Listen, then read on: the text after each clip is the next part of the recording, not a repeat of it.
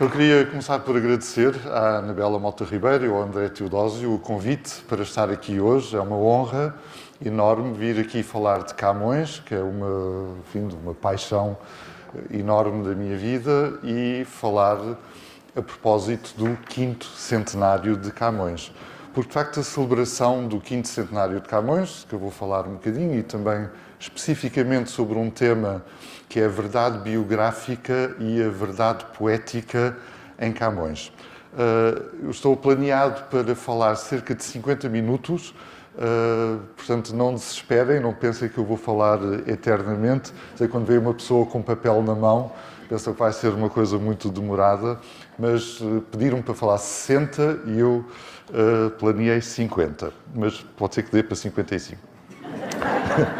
Então, a ideia é que a celebração do 5º centenário de Camões proporciona, de facto, um estímulo sempre oportuno para a releitura deste poeta que marcou, como nenhum outro, a história da cultura portuguesa. Mas ler Camões embrenha-nos de imediato na floresta de dúvidas e de perplexidades que a figura deste homem e a sua obra suscitam.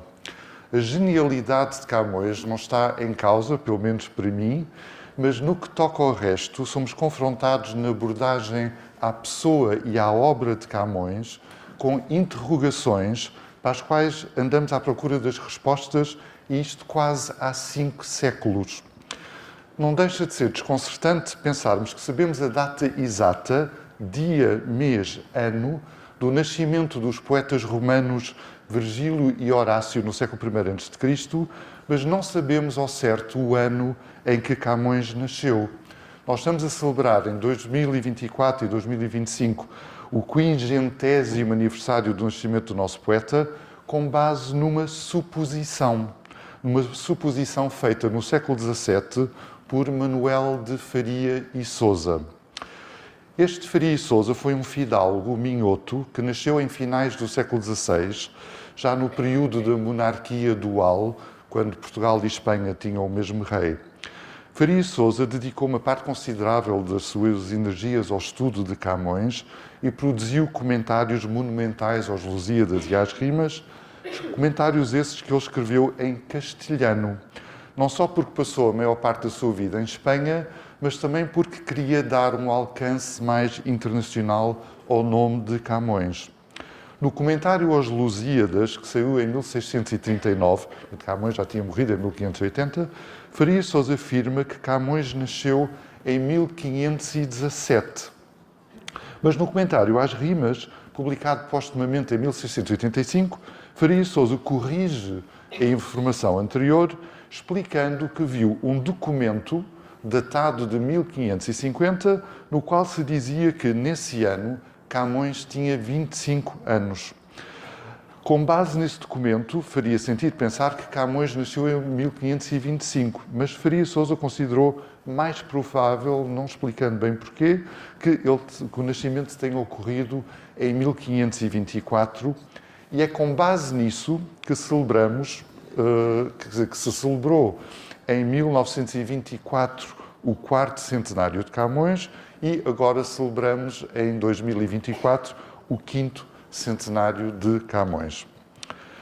Antes de Faria e Sousa, tinham sido escritas 2 biografias de Camões. A primeira foi escrita por Pedro de Maris e saiu numa edição dos Lusíadas, publicada em 1613. Este primeiro biógrafo de Camões não registra nem a data do nascimento, nem a data da morte. A grande pergunta é se, nesta altura, já ninguém sabia em que ano é que Camões tinha nascido. A segunda biografia de Camões saiu em 1624, escrita por Manuel Severino de Faria. Neste texto é-nos dito que Camões nasceu em 1517, a mesma data que Faria e Sousa aponta na sua primeira biografia de Camões. Agora temos de perguntar, será de dar crédito à data de 1524, proposta por Faria e Sousa na sua segunda biografia de Camões? É que este Faria e Sousa foi, sem dúvida, um grande conhecedor da literatura latina, da literatura italiana e da literatura espanhola, e os seus comentários a Camões são ainda hoje indispensáveis por causa dos pontos de contacto que ele estabelece entre Camões e os autores clássicos. Mas, ao mesmo tempo, este Faria Sousa foi uma pessoa controversa e de ética muito duvidosa. Isto daria uma aula inteira, mas não vou falar disso agora. E é uma pessoa que nunca se coibiu de inventar o que lhe convinha para fundamentar as suas teorias sobre Camões. E muitos estudiosos, desde o século XIX, defendem a opinião de que não devemos dar crédito a Faria Sousa quando as suas informações carecem de fundamentação externa e independente. Os comentários deste leitor seiscentista de Camões estão cheios de referências a documentos e manuscritos que Faria Sousa alega ter visto, documentos esses que servem para fundamentar as suas ideias sobre o texto de Camões em passagens nas quais ele pensava que as edições de Camões do século XVI não tinham transmitido o texto certo. E depois ele acabou por querer alterar o texto de Camões. Portanto, esse suposto documento, que este mesmo Faria Sousa alega ter visto, que constitui a única base em que defendemos o nascimento de Camões em 1524, eu diria que esse documento é de fiabilidade muito duvidosa. Se calhar Camões nasceu mesmo em 1517 e já vamos atrasados na celebração do seu 5º centenário.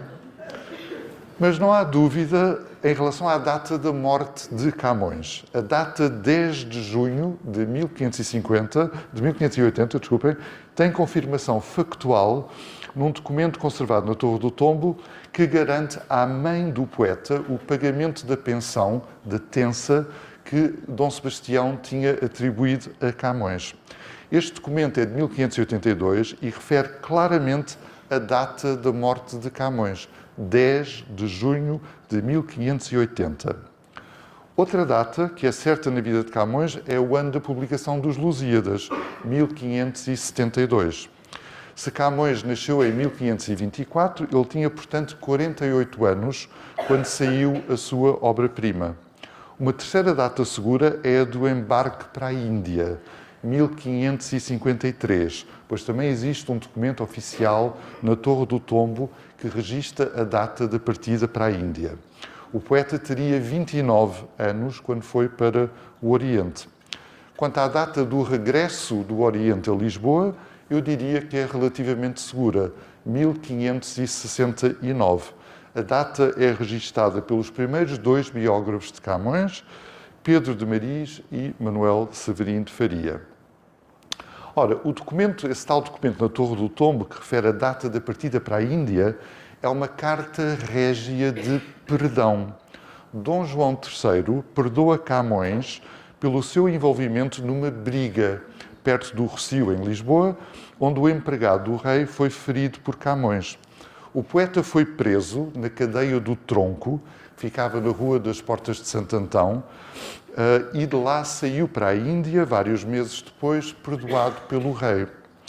Então, este facto verídico da prisão de Camões no Tronco de Lisboa e os termos com que é referido na Carta Régia de Perdão colocam-nos perante 2 elementos que nos ajudam a vislumbrar melhor quem foi Luís Vaz de Camões. O primeiro elemento é o seu estatuto social. Os biógrafos de Camões, que escreveram no século XVII, insistiram na sua fidalguia. A imagem que eles nos dão do poeta é que ele era parente da mais alta nobreza de Portugal. No século XX, um biógrafo de Camões duvidou que, sendo fidalgo, ele pudesse ter sido submetido à humilhação de ser preso no Tronco de Lisboa. Para esse biógrafo, o facto de Camões ter sido preso refuta por si só a pretensão dos biógrafos seiscentistas de que Luís Vaz era nobre. Mas a Carta Régia de Perdão parece ter adivinhado essa objeção futura, porque refere claramente, e cito, Luís Vaz de Camões, filho de Simão Vaz, cavaleiro fidalgo da minha casa. Então, pelos vistos, o facto de ser fidalgo não o ilibava de ser preso. Mas há outra frase na Carta Régia de Perdão que talvez explique melhor o contexto situacional quando fala em Camões como mancebo e pobre. Eu acho que foi pelo facto de ser pobre e sem meios para subornos que Camões não pôde fugir da prisão. Portanto, a Carta Régia de Perdão, redigida em 1553, traça-nos a imagem de Camões como mancebo de boas famílias, digamos assim, mas sem dinheiro para sustentar esse estatuto. Pedro de Mariz, na sua biografia de 1613, registou o facto de Camões ser um grande gastador, sem cabeça para o dinheiro. Todo o dinheiro que ele recebia, ele gastava. A pobreza que viveu toda a vida afigura-se talvez um sintoma de desequilíbrio psicológico de alguém que tentava compensar as suas descompensações gastando dinheiro. Isso é um fenómeno psicológico que toda a gente conhece.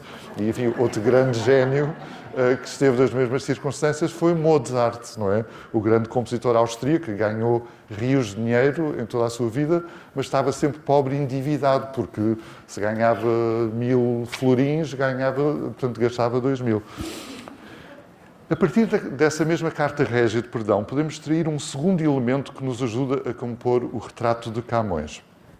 Com que, então, ele envolveu-se numa briga de que resultaram ferimentos e prisões. Então, conclui-se, então, que o nosso gênio maior da literatura portuguesa era um arruaceiro e um brigão, um espadachim sempre pronto a ferver em pouca água. Este traço de personalidade, comprovado no documento oficial que registra o perdão concedido pelo rei, encontra comprovação adicional nas 4 cartas em prosa atribuídas a Camões.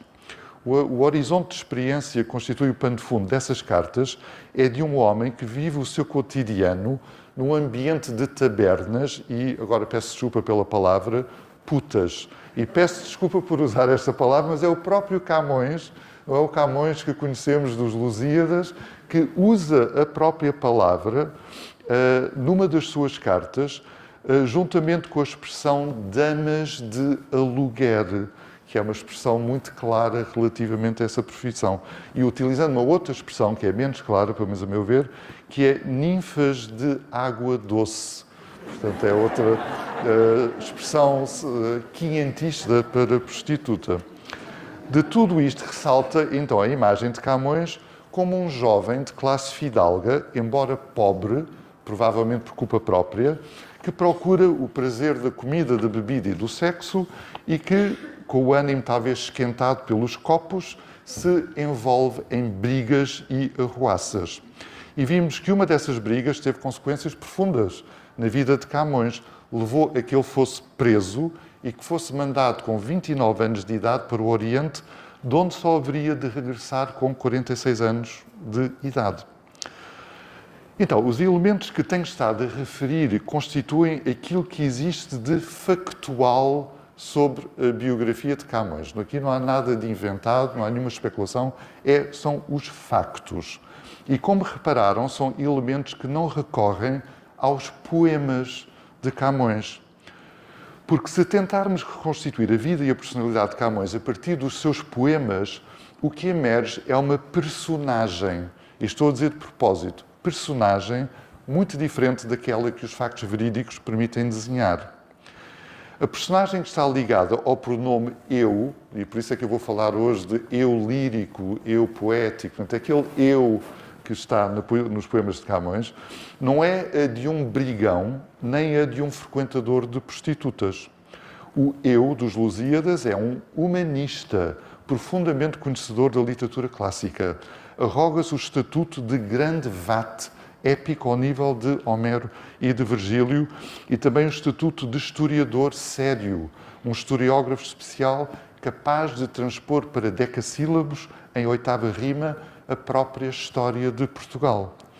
A propósito da literatura latina clássica, os estudiosos falam no conceito de poeta doctus, um poeta douto, um poeta erudito, um poeta profundo conhecedor da grande literatura escrita antes dele.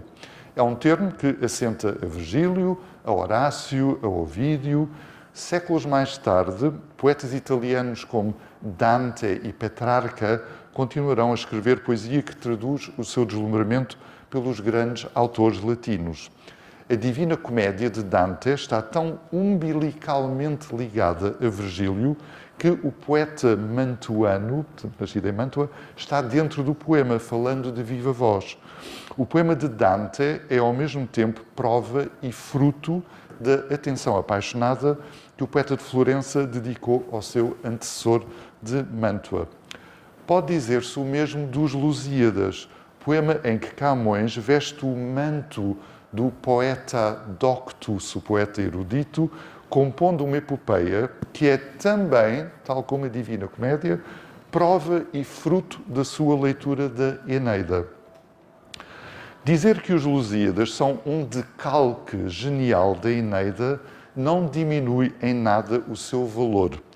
Este teria sido para Camões o maior elogio possível, porque ele escreveu numa época em que os poetas abraçavam o exibicionismo de mostrar nos seus poemas quais eram os livros que eles tinham lido e assimilado, escrevendo para leitores que partilhavam essa mesma cultura e que tinham feito as mesmas leituras. Camões escreve os Lusíadas para os seus contemporâneos que conheciam bem a Eneida e muitos outros textos clássicos. Ainda não tinha raiado aquela aurora mais tardia que veio com o romantismo, em que o traço mais desejado do exibicionismo literário haveria de ser a originalidade. Eu não acredito que o termo originalidade fizesse algum sentido para Camões na acessão em que passou a ser usado a partir do século XIX. Mas, imaginando que Camões entrava agora nesta sala, onde nós agora estamos, e imaginando que tentávamos explicar-lhe o conceito mais tardio de originalidade na literatura, eu estou certo de que o autor dos Lusíadas nos diria para nos deleitarmos com a sua falta de originalidade. Dir-nos-ia que a intenção dos seus poemas é levar os leitores a apreciarem as alusões constantes a outros poetas e a outros textos. No respeitante aos Lusíadas, não só ele teria ficado embevecido com o rótulo de poeta erudito, poeta doctus, como teria avisado que de nada serve ao poeta ser doctus se os leitores, os lectores, não forem também docti, também doutos. Então, ler a poesia de Camões sem termos a cultura de Camões, e nenhum de nós tem a cultura de Camões, tomara eu ter, mas não temos, ou pelo menos a cultura literária do tempo de Camões, portanto, fazer essa leitura sem a cultura de Camões conduz a uma leitura potencialmente equivocada da sua obra e ao risco de queda em múltiplas parrelas. O risco aumenta exponencialmente no que toca à poesia lírica de Camões. Estamos agora a entrar no tema da verdade biográfica, que é diferente da verdade poética.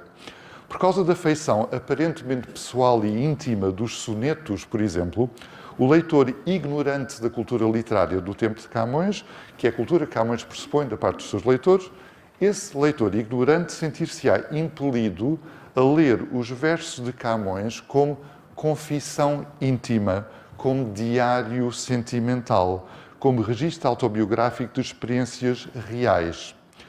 Eu não acredito que os leitores do tempo de Camões cometessem esse erro. No caso concreto dos sonetos, por exemplo, eu penso que eles teriam visto que este corpus de poemas é uma homenagem literária ao poeta italiano Francesco Petrarca e aos espanhóis que leram e imitaram Petrarca, como Garcilaso de la Vega e Juan Boscan. São poetas que Camões lia, isso temos a certeza absoluta.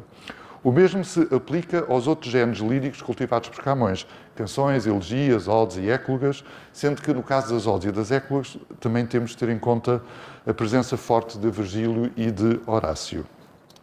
Portanto, a poesia lírica de Camões é uma recriação em língua portuguesa de obras poéticas anteriormente escritas em latim, italiano, castelhano.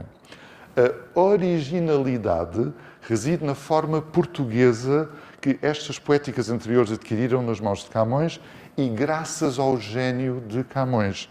Ele vestiu-as com roupa portuguesa e com roupa camoniana.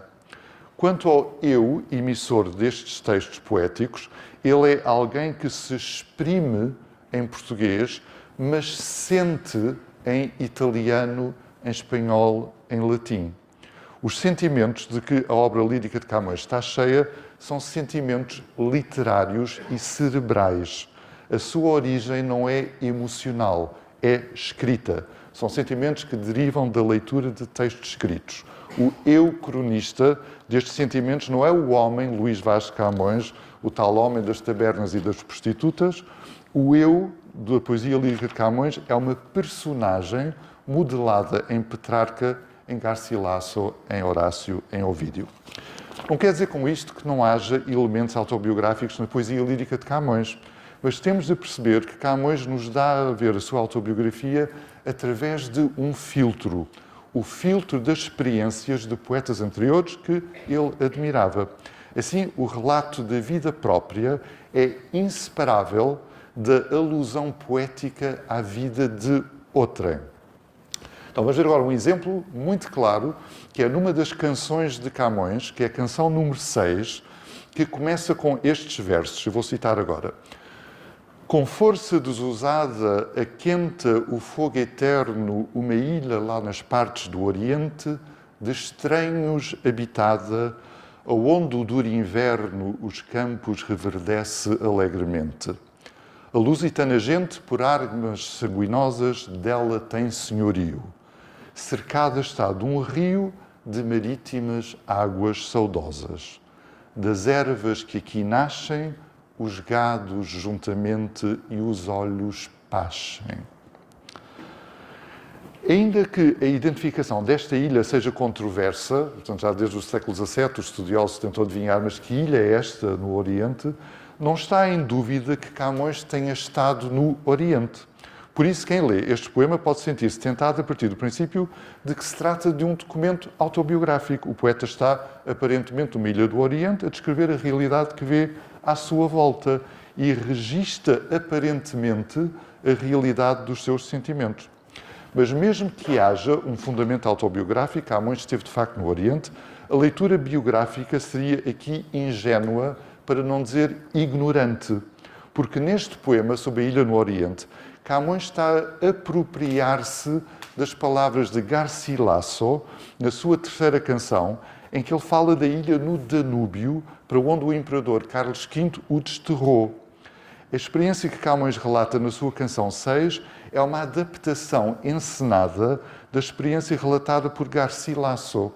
Nesta encenação poética, o poeta português assume a personagem do poeta castelhano.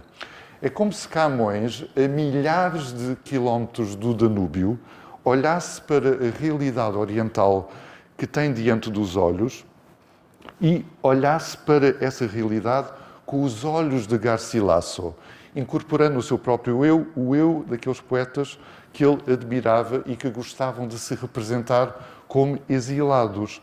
Além de Garcilaso, o poeta romano Ovídio, que escreveu poesia de exílio, que teve uma influência enorme em Camões, e sem esquecer Petrarca, que toda a vida se vitimizou como exilado, embora sem grande razão para isso, e também não esquecendo de Dante, esse com toda a razão, que foi de facto alguém que sofreu na pele as agruras do exílio. Portanto, Camões, para eu ser um verdadeiro poeta, tem de ser um exilado também, tal como Dante, Petrarca e Ovídio. Agora, nesta canção 6, Camões interpela uma figura feminina com o vocativo senhora, parece sempre senhora assim com S maiúsculo. Esta senhora anónima é uma presença constante na lírica de Camões. Paradoxalmente, o facto de ela não ter nome nem traços realistas incentivou leitores de Camões no passado a verem nela uma mulher com identidade real. Temos aqui um caso em que a falácia biográfica se torna especialmente problemática, porque esta mulher idealizada é claramente uma importação da Laura de Petrarca. As suas características físicas, a cor loura do cabelo, a brancura da pele, são as mesmas de Laura. E a sua atitude de indiferença em relação ao eu lírico também. Seria muita coincidência o facto de tanto o eu lírico de Camões como o de Petrarca se terem apaixonado pela dama na Sexta-feira Santa. E no caso de Petrarca, 6 de Abril, apaixonou-se por Laura, e ela morreu também 6 de Abril. É coincidência a mais.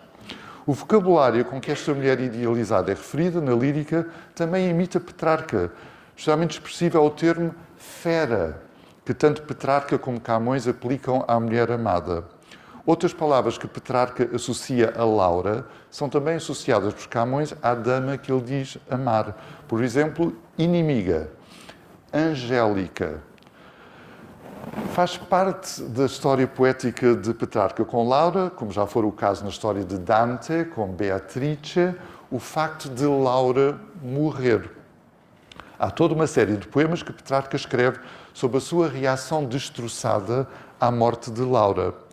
Não nos admiremos, portanto, de haver na poesia lírica de Camões poemas que lamentam a morte da mulher amada, porque o poeta tem de ser exilado e tem de ser apaixonado por uma mulher que às vezes está viva e depois morreu também noutros poemas, não é? Portanto, eu penso que Camões não teria considerado o seu cancioneiro completo sem a presença de poemas lamentando a morte de uma mulher amada, que são mais um ingrediente da tipologia poética em que Camões se quer mostrar perito na sua lírica. Ele mostra-nos que escreve sonetos e canções à maneira de Petrarca, Garcilaso e Boscán, com os temas destes poetas.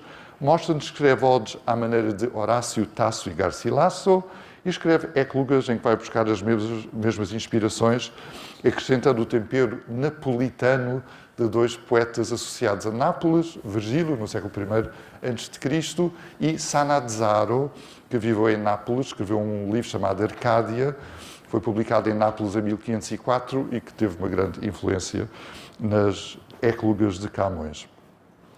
Nos Lusíadas, como é óbvio, Camões quer mostrar que é um poeta épico encartado, aí os modelos com que rivaliza são Homero e Virgílio. Enfim, a conclusão desta parte é: toda a poesia de Camões está ancorada noutra poesia. Como eu já disse, não é um defeito, mas sim aquilo que a destaca como sendo poesia da mais alta qualidade à luz dos critérios da sua época. Mas voltando à Laura de Petrarca, temos o hábito de falar dela como se fosse uma pessoa que existiu. Na realidade, a figura de Laura levanta para os estudiosos de Petrarca o mesmo problema que a senhora modelada em Laura apresenta para os estudiosos de Camões. Muitos especialistas de Petrarca são da opinião de que Laura é uma projeção fantasiosa. Não se trata de uma pessoa que tenha tido existência real. A noção de que ela era mulher do conde Hugues de Sade, antepassado do famoso Marquês de Sade, não passa provavelmente de uma lenda e fabulada por leitores de Petrarca que não conseguiam aceitar que a poesia amorosa de Petrarca tivesse sido dedicada a uma mulher inexistente. Boccaccio, escrevendo em 1342, portanto, ainda em vida de Petrarca, interpretou Laura como alegoria da coroa de louro com que Petrarca tinha sido coroado em abril do ano anterior em Roma, no Campidoglio. O louro é evidentemente a planta sagrada de Apolo. Se é verdade que Laura é uma alegoria apolínea, que representa a própria poesia, não é difícil perceber o alcance de o amor por Laura como tema ideal do poeta. Para mim é muito interessante traçar um paralelo entre Petrarca e o poeta latino Propércio, que nasceu em Assis, no século I a.C., e escreveu poesia de amor dedicada a uma mulher a quem ele chamou Cíntia. Os estudiosos de Propércio debatem há séculos se Cíntia era uma mulher real ou uma mulher inventada. Portanto, estamos no mesmo problema, só que de um poeta do século I a.C. Porque o nome Cíntia tem a mesma associação apolínea que encontramos no nome de Laura. Laura tem que ver com o loureiro, planta sagrada de Apolo, e Cíntia alude ao monte mais alto da ilha de Delos, o Monte Cinto, onde os antigos acreditavam que Apolo tinha nascido. Portanto, chamar a amada Cíntia é identificá-la com a esfera de Apolo e com a poesia. Estar apaixonado por Cíntia é aquilo que permite a Propércio escrever sobre Cíntia. Ou, dito de outra maneira, a dedicação a uma mulher que simboliza a poesia é aquilo que permite a Propércio, a Petrarca e a Camões produzir poesia. porque o poeta não pode escrever sobre nada. Como sabe o poeta aqui presente, Ilkan Ferraz. O poeta não pode escrever sobre nada. Nada não é um tema. O poeta tem de escrever sobre algo. A Cíntia de Propércio, a Laura Petrarca ou a Dama ou a Senhora de Camões são esse algo, esse motor poético incansável que produz poema atrás de poema. Estas mulheres imaginárias são, como se diria em inglês, the gift that keeps on giving. Onde é que eu quero chegar com isto tudo? Parece-me que o problema da existência real de Cíntia de Propércio, da Laura de Petrarca e da Senhora cantada por Camões, na sua poesia lírica, este problema é o mesmo problema. Estas figuras femininas são provavelmente mulheres inventadas, cuja função foi dar matéria ao poeta para a escrita dos seus poemas. São mulheres que não correspondem na mesma medida ao amor do poeta. E são mulheres que, a dado momento na história poética, morrem. Isto aplica-se a Cíntia, que no livro 4 Propércio já está morta, à Laura, de Petrarca, na segunda parte do Cancioneiro de Petrarca, e à Alma minha gentil que te partiste, de Camões.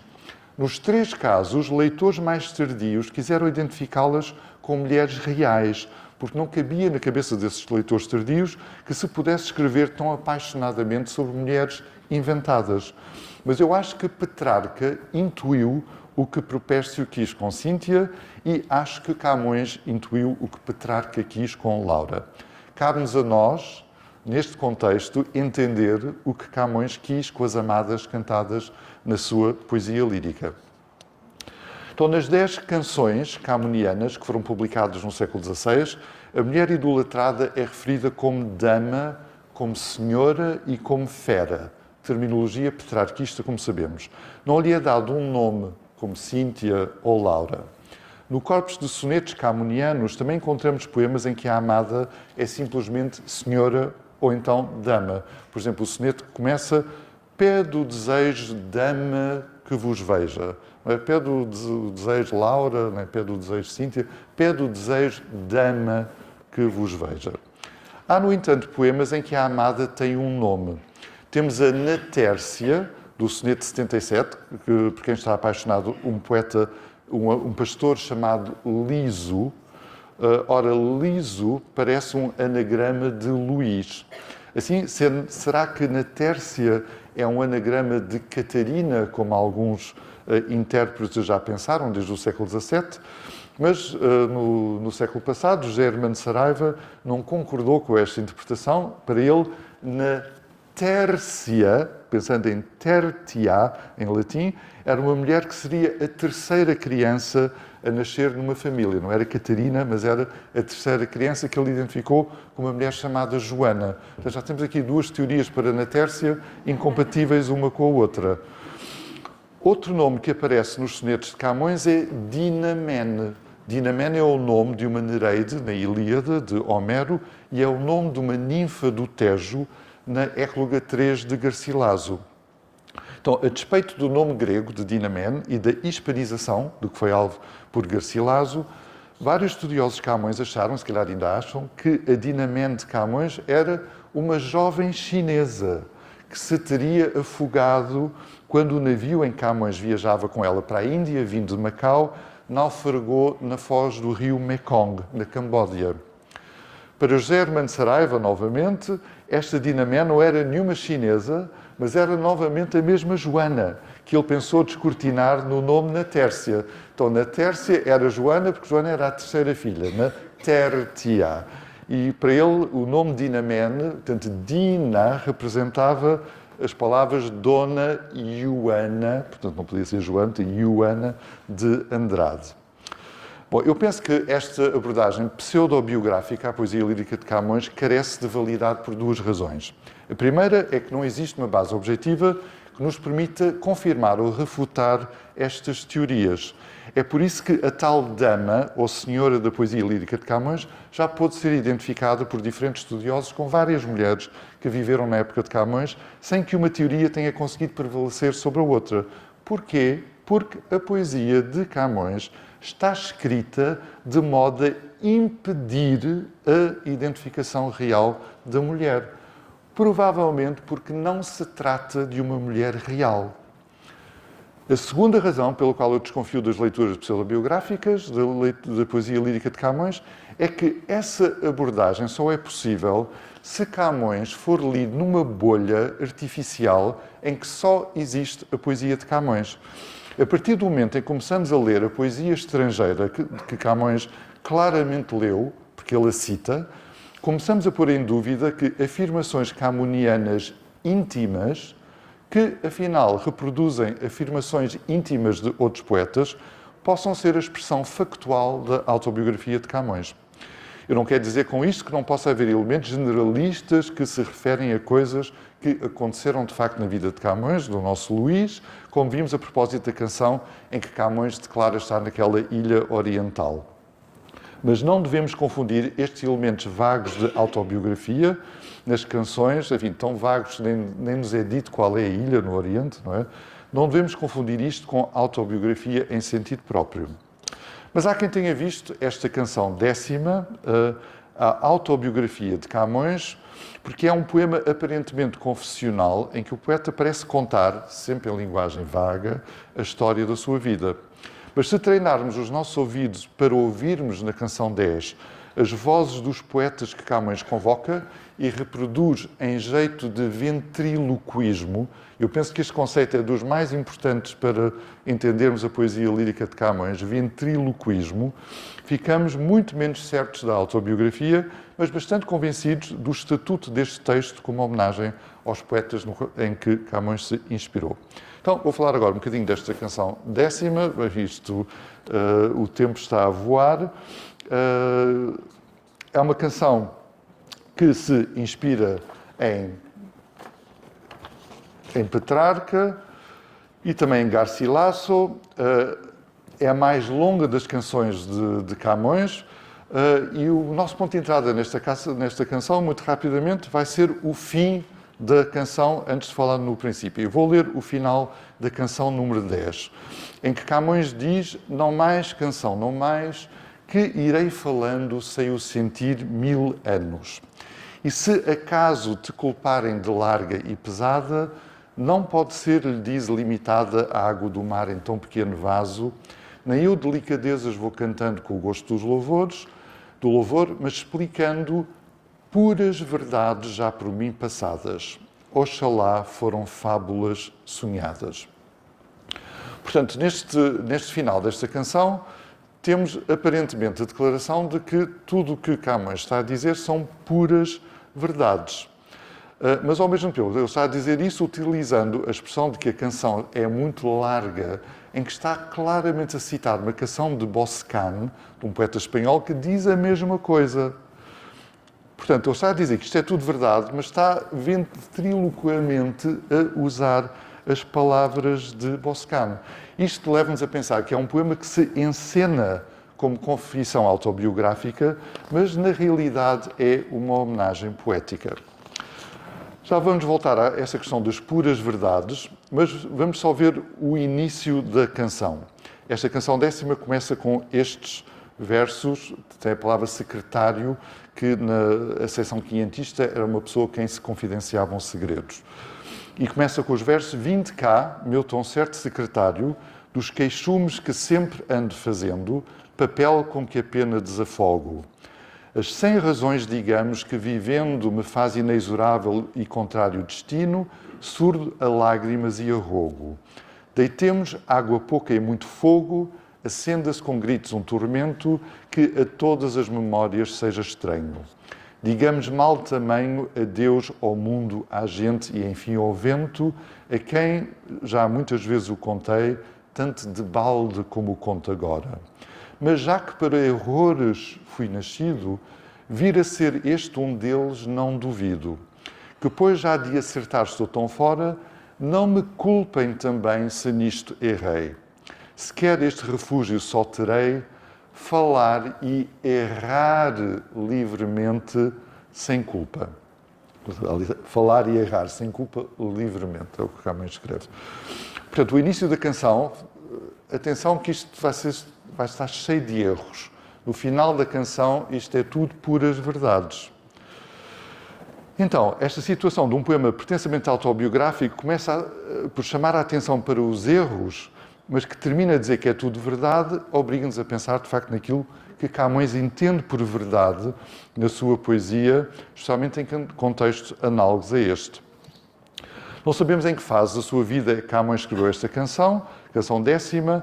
A cronologia de Camões é muito incerta, mas há muitas pessoas que acham que ele escreveu esta canção na fase final da sua vida, já depois dos Lusíadas. Então, vamos imaginar que ele já, em 3 passagens anteriores da sua poesia, tinha insistido nessa ideia da verdade.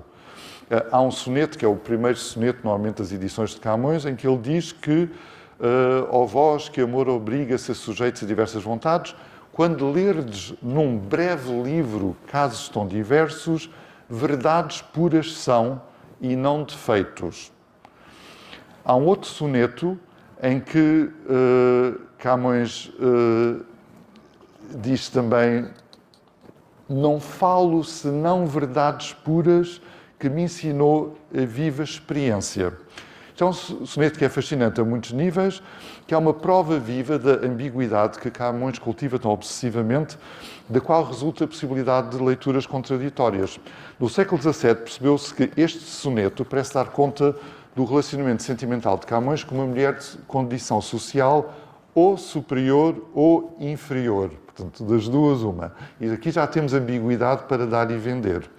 Faria Sousa, o tal comentador seiscentista, não teve muita vontade de defender a hipótese de que Camões estava apaixonado por uma mulher de condição mais baixa, porque ele achava que Camões era um dos maiores fidalgos de Portugal. Mas então veio depois uma outra teoria de que era de facto por uma mulher de categoria social superior a Camões, mas Faria Sousa diz uma coisa que é interessante para nós vermos como é que as pessoas escreviam sobre Camões no século XVII. Ele diz que o problema desse soneto é que há uma desavença entre quem escreve e essa mulher que ele diz amar. E nessa teoria de que essa mulher seria uma escrava, dessa teoria de Faria Sousa, uma escrava negra, ele diz que ele, se fosse a escrava negra, ele não teria escrito um poema, mas ele teria resolvido o problema. Isto diz, vou citar as palavras de Faria Sousa: se o poema tivesse sido com a escrava, ele tê-la-ia açoitado sem estar com lamentações poéticas. Portanto, não teria escrito um poema. Portanto, é terrível ver as atitudes misóginas e racistas dos especialistas camonianos do passado. É um tema que também dava uma aula. Então, façamos agora um breve ponto da situação. Temos estado a considerar 3 passagens de Camões na sua poesia lírica, em que ele descreve a sua poesia como puras verdades. Então, eu estou a alertar para a dificuldade de dar crédito à ideia de que, por verdade, se deve entender na poesia de Camões uma realidade factual e biográfica, porque verdade poética é outra coisa. Penso que agora estamos a chegar praticamente ao fim, mas eu penso que agora uma passagem dos Lusíadas nos pode ajudar. Estamos no final da narração de Vasco da Gama, no canto quinto dos Lusíadas, quando o navegador português contrasta aquilo que ele narrou com as epopeias de Homero e Virgílio, às quais ele chama fábulas vãs. Aquilo que ele próprio narrou, ele chama a verdade que eu canto nua e pura. Agora, a verdade é que não há só verdade nua e pura na narração do Gama dos Lusíadas. No próprio canto quinto, em que o Gama faz essa afirmação, lemos pouco antes o relato do seu encontro com o Adamastor. Este encontro não pode contar como facto verídico, uma vez que está cheio de efabulação poética. Basicamente, o Adamastor é um rochedo que fala com voz humana e diz de si mesmo que é uma personagem da mitologia greco-latina. Nada disto pode ser verdade na nossa acessão aceito do termo verdade. Mas é verdade na acessão poética que Camões dá ao termo. Há que distinguir, assim, entre verdade factual e verdade poética. Onde é que encontramos essa noção de verdade poética? Nos poetas da Antiguidade Clássica, para quem o conceito de verdade tinha uma aplicação específica na poesia. verdade poética equivalia a qualidade poética. Porque quanto melhor for a poesia, mais verdadeira ela parece ser. Esta ideia vem da época arcaica, na Grécia, está presente em Homero e em Hesíodo, Píndaro, também o grande lírico, Alceu. Temos aqui muitos exemplos que eu vou saltar. Estes autores gregos não são muito relevantes para Camões, que provavelmente não os conhecia, enfim, no original, mas foram imensamente relevantes para Horácio, poeta romano que Camões conhecia muitíssimo bem. Então, na nossa demanda de percebermos como é que verdade nua, na boca de Vasco da Gama, pode ser compatível com uma ficção como é a do Adamastor, olhemos então para Horácio. Antes de mais, a própria expressão que o Gama usa, verdade nua, é uma expressão de Horácio. E não é a primeira vez que o Gama cita Horácio nos Lusíadas. Eu vou saltar um bocadinho esta parte, em que ia falar de uma passagem da arte poética de Horácio que tem que ver com esta questão de verdade poética e de verdade factual. Vou diretamente agora para um outro passo dos Lusíadas, portanto, e com isso vou terminar. Um outro passo dos Lusíadas em que Vasco da Gama se gaba da sua relação com a verdade. Este passo ocorre no mesmo canto quinto e parece-me especialmente significativo para o entendimento camoniano de verdade poética como equivalente a qualidade poética. Eu penso que Camões quer chamar a nossa atenção para isso, colocando qualidades a rimar no verso com verdades. Vejamos o que Vasco da Gama diz. Se os antigos filósofos que andaram tantas terras por ver segredo delas, as maravilhas que passei passaram, a tão diversos ventos dando as velas, que grandes escrituras que deixaram, que teriam deixado, não é? Que influição de sinos e de estrelas, que estranhezas, que grandes qualidades, e tudo sem mentir, puras verdades. Qualidades, verdades. Então, eu penso que está na altura de sintetizar e de concluir, embora tenha saltado alguns passos da argumentação por causa do tempo, mas haverá um dia um contexto para poder pôr estas ideias todas, que estou assim a apresentar-vos em primeira mão. Então, está na altura de sintetizar e de concluir aquilo que pretendi expor e problematizar nesta aula sobre Camões. Foi no século XVII, com Faria e Sousa, que se fixou o equívoco, a meu ver, de ler a poesia lírica de Camões como diário sentimental e como confissão autobiográfica.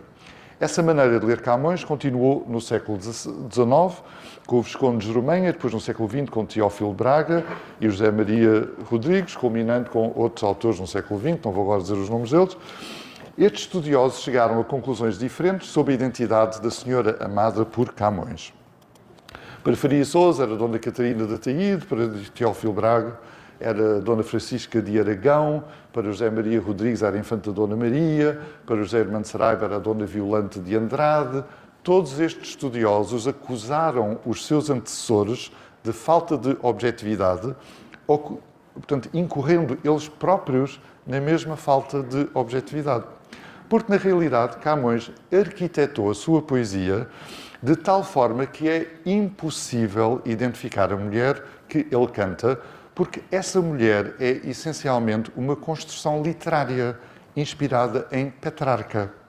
Quando Camões usa um nome, como Natércia ou como Dinamene, são nomes que não permitem uma identificação objetiva. Ora, estes estudiosos de Camões justificaram a sua interpretação biográfica da poesia de Camões pelo facto de o próprio poeta afirmar em 3 passagens que tudo o que ele escreve é verdade. Então, a minha intenção hoje foi de vos mostrar que Camões emprega verdade nessas passagens no sentido de verdade poética. Um conceito clássico, greco-latino, que se funde com o conceito de qualidade poética. Para fundamentar essa asserção, recorri à frase de Vasco da Gama, em que ele garante ao rei de Melinde que disse a verdade nua, citando Horácio, portanto, sendo um ventríloco. Isto no mesmo canto dos Lusíadas, em que Vasco da Gama conta o seu encontro com Adamastor, encontro esse que não pode ser verdade.